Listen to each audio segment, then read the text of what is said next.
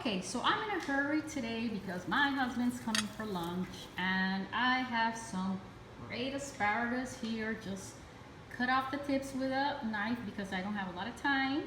And then I want to add some garlic. I cannot find my garlic press and all I need is the aroma, so let's see if it works with a lemon grater. Oh yeah, it does the job.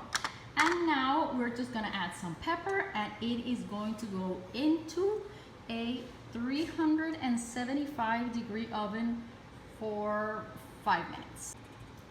Before we go to the oven, the water will steam these asparagus. The ideal is that they are in only one layer, but they don't have to be.